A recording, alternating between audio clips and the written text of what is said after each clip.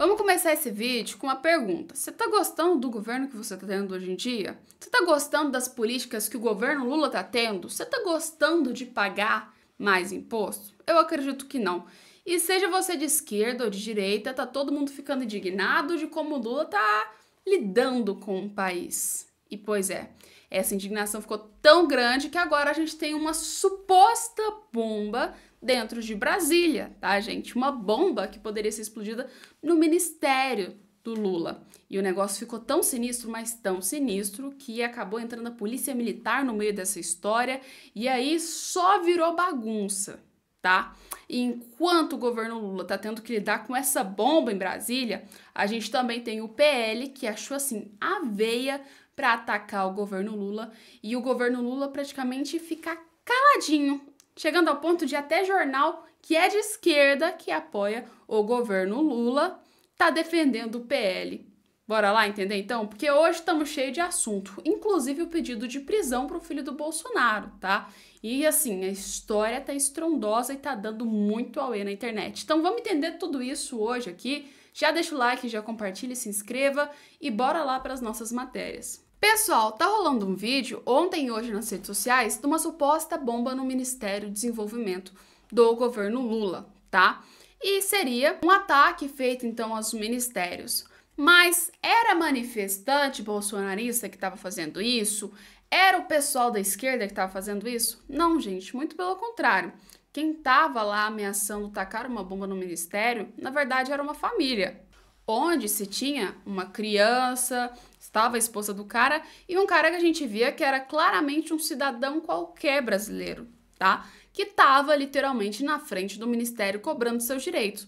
Porque toda vez que ele ia lá no ministério cobrar os seus direitos, o ministério, segundo ele, tratava o cara como se fosse um lixo, não escutava ele, literalmente ignorava a população. Então, em um método de praticamente se manifestar, ele disse que estaria com explosivos e ia atacar uma bomba dentro do Ministério do Desenvolvimento, tá? O que rolou é que uns minutos antes ele explodiu algumas coisas lá, uns explosivos, mas nada extremamente exagerado. Mas depois de um certo tempo a polícia conseguiu prender ele e evitar que houvesse alguma explosão. E aí quando ele foi preso ele falou que seria por conta desses motivos, que ele estava sendo preso e que o objetivo dele era apenas com que o ministério ouvisse o que ele tivesse para falar, tá? Aí tem o vídeo aqui do momento da prisão, os bombeiros, polícia, virou um caos em Brasília por conta dessa história dos ministérios, tá? Ah, mas Alessandra, pra que você trouxe isso? Eu só queria trazer esse fato pra vocês pra gente começar a falar de desordem, pra mostrar que o quê? Tanta população que às vezes nem é apoiadora, que nem é assim ligada à política, se sente indignada com a administração do governo Lula. Não gosta da administração do governo Lula. Não gosta da esquerda no poder. Se sente incomodada porque seus direitos não são ouvidos. E aí que entra a pegada do PL, gente. Vocês já sabem que o PL já fez vários vídeos para informar a população, para dizer que estava indignada com o governo. Só que esses vídeos paravam em estilo fake news, né? Classificados como fake news, ou outros eram considerados memes, ou até mesmo ignorados, tá? Sempre eles achavam alguma coisa à esquerda para acabar, atrapalhar os vídeos do PL. Foi aí que o PL teve a sacada genial. Ele falou, peraí, vamos raciocinar. Lembra aquele vídeo que o Nicolas fez, aquele vídeo do Pix, informando de uma maneira simples para a população o que estava acontecendo, falando que realmente estava rolando com a questão do Pix? Pois é, o PL se inspirou naquele vídeo que o Nicolas fez e agora começou a pegar uma linha diferente, fazer um tipo de vídeo direcionado especificamente para a população, porque nem todo mundo entende de política. Falar de causas tão polêmicas, às vezes nem todo mundo entende. Então o PL fez o seguinte, gente, ele pegou coisas do dia a dia, ou seja, valor de picanha, valor de ovo, coisas que o trabalhador compra normalmente dentro do supermercado, e mostrou para ele a diferença, o que aconteceu e o quanto ficou pior, né? Aí no vídeo eles mostram o Valdemar da Costa Neto falando, dizendo sobre como as coisas subiram, né? Como as coisas pioraram na época do governo Lula, tá? E foi um vídeo de propaganda contra o governo, mas uma propaganda informativa, uma propaganda que atingiu a população como um todo. E eu vou colocar o vídeo aqui para vocês assistirem e eu quero que vocês me digam a opinião de vocês. Eu, sinceramente, achei uma jogada genial do PL, porque a gente tem que falar assim, se não tava dando dando certo do outro jeito, vamos tentar de uma maneira diferente, vamos tentar até a gente achar na veia o que realmente vai fazer com que a população entenda e com que a população escute. Então, nada mais, nada menos do que pegar o que ela vive para poder dizer o que mudou na vida dela. Assistam o vídeo, pessoal. Para o PL, o slogan do governo federal deveria ser inflação para todos. Esse governo que está aí faz a inflação chegar aonde ela nunca chegou. Aqui no supermercado e na mesa do povo brasileiro. Na eleição, prometeram fartura com picanha e cerveja. Não deram e ainda estão tirando o ovo e o café da mesa de muita gente. Que decepção! Esse governo deixou tudo caro. E se está tudo caro, que saudades do Bolsonaro. Eu tenho certeza, se você assistiu esse vídeo, se você, assim como eu, pensou, alguém da esquerda vai vir falar alguma coisa sobre esse vídeo, vai achar alguma matéria que diz que é mentira, ou assim, né, na cabeça deles. Porém, olha que ironia do destino. O destino tem hora que ele trabalha ao favor de certas pessoas e atrapalha outras, né? No mesmo momento que foi publicado pelo PL esse vídeo, também o G1, a Globo, publicou uma seguinte matéria, ou seja, em vez de contra, acabou ajudando o PL, porque diz que o consumo de café despenca em 16% em abril, em meio à alta dos preços. Mostra então a associação de indústria, né? O grão ficou 80% mais caro e teve a inflação maior nos 30 anos. Gente, isso tá numa reportagem de esquerda, ou seja, nem a esquerda conseguiu esconder no todo que praticamente tá cara as coisas, que o governo tá desandando, que a inflação tá subindo e disparadamente, que os produtos estão ficando mais caros, que o brasileiro tá perdendo poder de compra. E se continuar andando assim, cada vez vai ficando pior, cada vez mesmo. E já tem muita gente falando, né, na internet que provavelmente se chegar 2027, quando chegar depois das eleições, o Brasil já vai estar num colapso com o governo Lula, porque já vai ter gastado tanto, já vai ter tanta inflação que a gente vai estar literalmente lascado com esse governo de esquerda. Pois é, lamento te dizer, mas isso tá muito mais perto de uma verdade do que vocês imaginam. Pois é, acontece que o governo Lula gasta muito, mas assim, gasta muito, muito mesmo, gente. E precisa tirar dinheiro, tá? Como se não bastasse ele só gastar, ele ainda precisa de mais, é ganancioso. E como já não tem mais de onde tirar, porque tá ficando feio, polêmicas com ministérios, tá ficando feio, viagens com comitivas que parecem mais um time de futebol, ou viagens da primeira-dama, o governo resolveu dar uma mesclada ali, uma espécie de passar para debaixo do tapete, para vocês entenderem melhor, para conseguir tirar dinheiro da população, mas ao mesmo tempo mascarar como se ele tivesse querendo ajudar a população. Quer saber onde isso aconteceu? Pois é, chuta qual ministério é o ministério que mais está tirando dinheiro do povo ultimamente, ou qual o ministro? Pois é, eu acho que você já sabe que é no Ministério da Fazenda que tá dando ruim, né? Já é com Haddad. Pois bem, olha a seguinte estratégia que eles fizeram, tá, gente? O que acontece? Tá arrancando muito dinheiro, a população tá ficando super incomodada, então eles pensaram e falaram o seguinte: por que não a gente não faz o quê? A gente não pega, bloqueia 31 bilhões do orçamento, mas a gente ainda precisa gastar, a gente tem que tirar isso, esse dinheiro que a gente vai bloquear de algum outro lugar. A gente não tira do IOF, porque é uma coisa que a maioria da população não sabe nem o que é, a maioria da população não se importa e a gente ainda continua tendo os mesmos lucros de uma maneira sorrateira. Pois é, gente. Literalmente, uma das piores coisas que o Ministério, assim, já fez na história. Que, para quem não sabe, o IOF é mais ou menos o seguinte: é o Imposto sobre Operação Financeira, tá? Ou seja, compras e vendas, quando você vai pegar o seu querido dinheiro, vai fazer uma viagem internacional, você tem que cambiar esse dinheiro para uma outra moeda, você vai pagar esse imposto. Então, tudo que tem a ver com compra e venda é praticamente operação financeira, você vai pagar esse imposto, tá? Que, se eu não me engano, a alíquota tava 1 e pouquinho.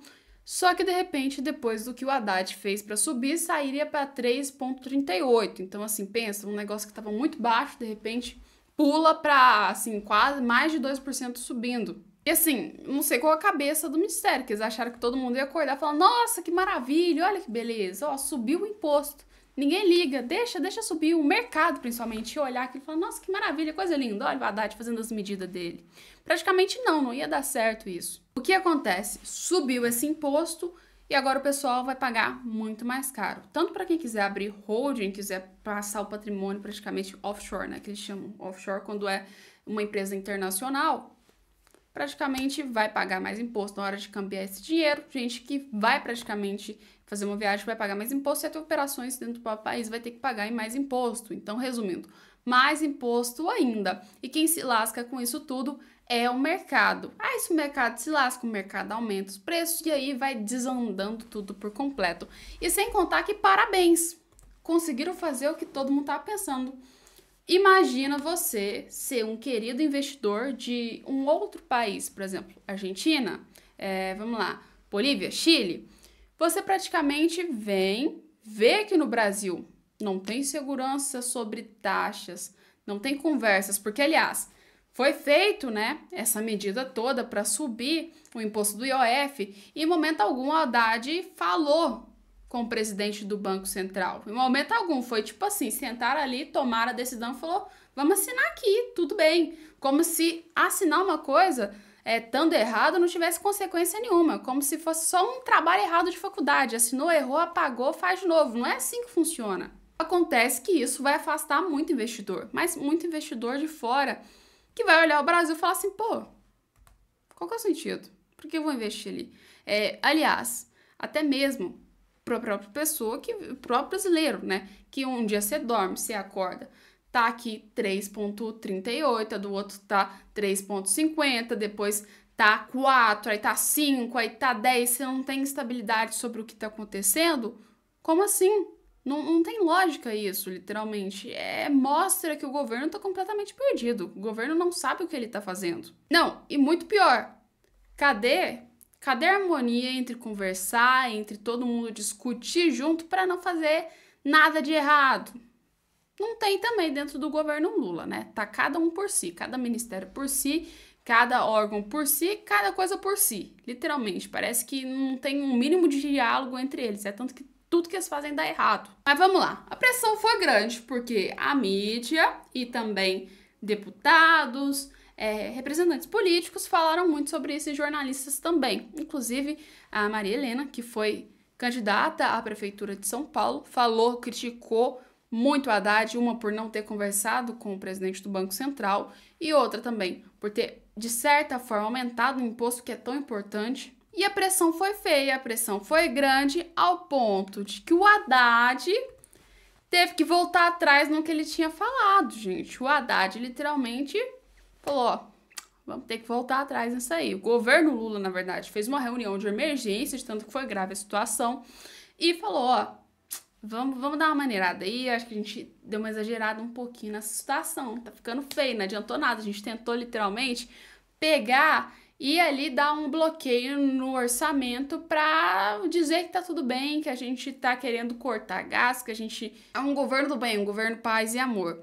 Só que aí eles fazem outra coisa que deixa tudo contraditório, como, por exemplo, aumentar o imposto do IOF. Aí eles foram obrigados a rever essa medida, beleza? E enquanto a gente tem o Brasil cada vez mais botando mais tarifas, mais impostos, do outro lado a gente tem a Argentina, que a Argentina já fez o seguinte com o Milei, né? Olhou e falou assim, ó, galera, queridos investidores, queridos brasileiros, qualquer pessoa que tiver em dólar, que vocês não vêm pra cá, pra Argentina, colocar a grana aqui, hein? Porque aqui a gente não vai fiscalizar vocês, não. Chega aqui, pode usar dólar, não precisa declarar, porque aqui a gente quer trazer mais investimento. E assim, aí você pensa, um cara olha pra isso, olha pro Brasil, olha pra Argentina fazendo esses dois tipos de medida. Você acha que ele vai querer ir pra onde? Pra onde ele investiria o dinheiro dele? Me diz, né? Acho que a gente já sabe totalmente essa resposta.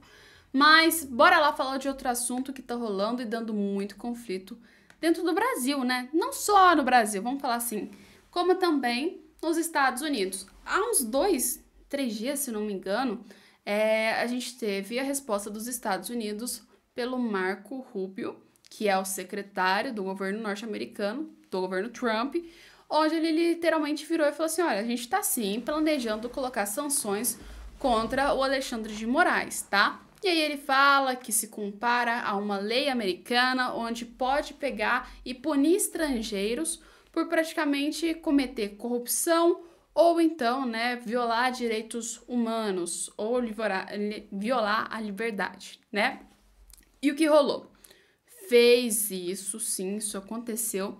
O STF falou, não, galera, estamos junto com o Alexandre de Moraes e praticamente o que der e vier aqui, a gente vai estar do lado de Alexandre de Moraes. Se vocês aplicam sanções, a gente também vai retrucar vocês, Estados Unidos. Os Estados Unidos olhou para isso, respondeu para o STF e disse, não, queridos, não é assim que funciona. Vocês estão achando que vocês são mais poderosos que os Estados Unidos, não vai rolar.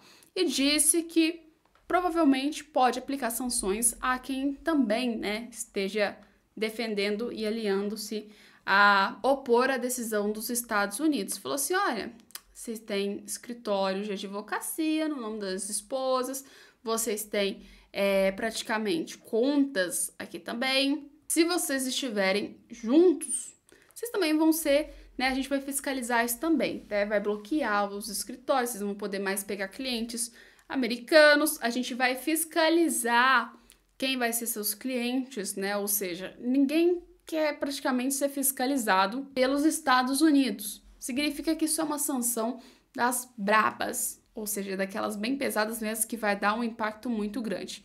E acabou que ali o STF deu uma parada, recuou, não respondeu mais nada do governo norte-americano e jogou a bomba pro lado do Lula. Mas aí que entra essa história aqui. O Eduardo Bolsonaro, né, fez um vídeo há um tempo atrás falando, olha, a gente acredita que mais ou menos em umas 2 semanas possa vir aplicar essas sanções realmente contra o Alexandre de Moraes, tá? Os Estados Unidos acreditam que possa ser aplicada essas sanções. Ele vem tendo uma participação muito grande dentro do cenário dos Estados Unidos. A gente pode falar assim, muito pelo contrário. Aí ele fez um vídeo nas redes sociais falando lá sobre realmente como funcionaria essas sanções e disse que o trabalho dele está sendo muito mais eficiente lá do que aqui, já que ele está tendo tanto apoio assim. E eu queria botar esse vídeo para vocês, porque a gente tem que falar sobre a próxima matéria que vai acontecer, mas antes vocês precisam entender esse vídeo, porque é por conta desse vídeo que a polêmica estoura. Eduardo, qual a consequência para o Brasil caso um ministro da Suprema Corte do país receba sanções dos Estados Unidos?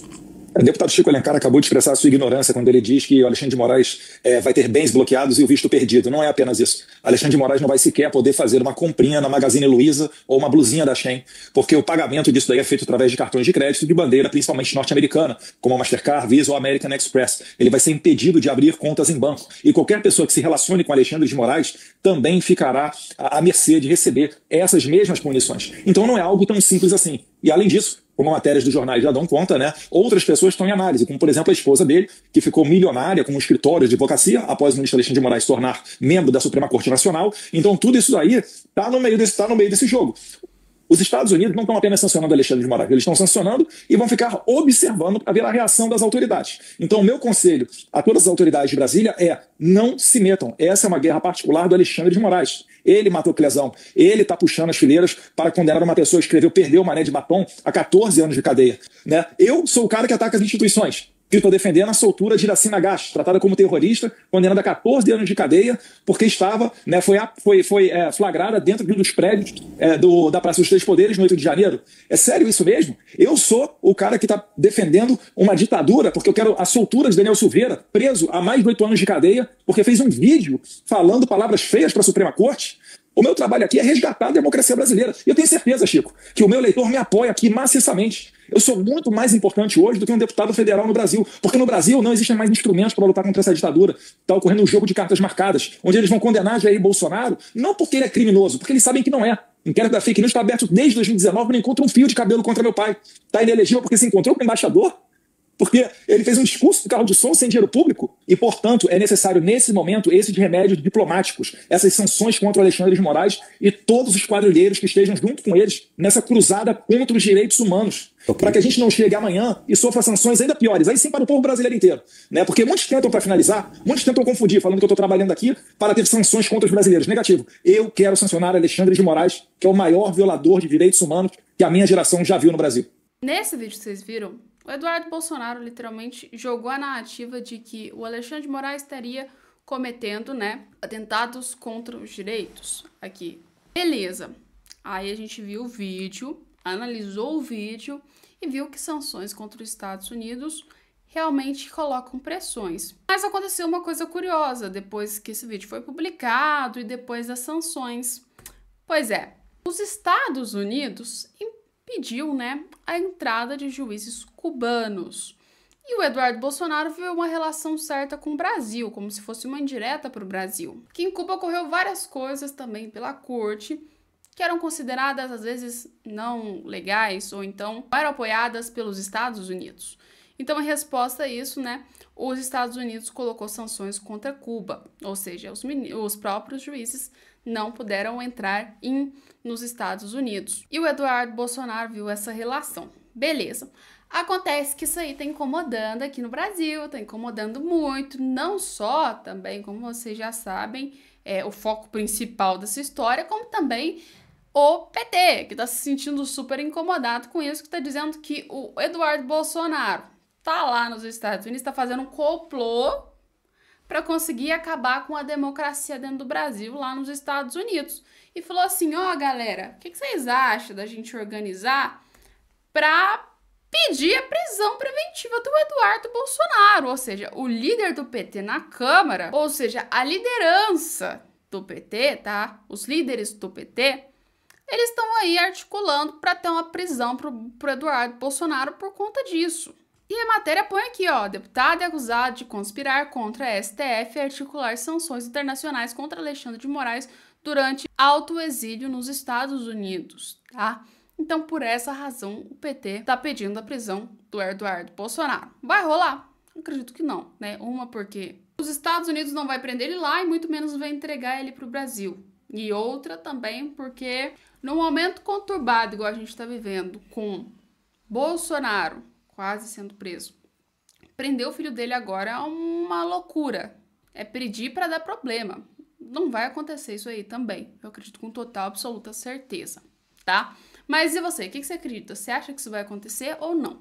Põe nos comentários, a gente vai trazer mais vídeos para vocês amanhã. Vai colocando nos comentários também o que vocês querem ver aqui no canal, pra gente poder arrumar os vídeos da maneira mais certa, mais perfeita para vocês, para ficar uma coisa simples, fácil e tranquila para vocês poderem entender, tá? E eu fico aqui por hoje. Esse vídeo vai parar por aqui, mas tem vídeo amanhã. Então, se você quiser acompanhar, já chega que amanhã tem mais conteúdo e mais coisas aqui no canal, beleza? Um beijo e até lá!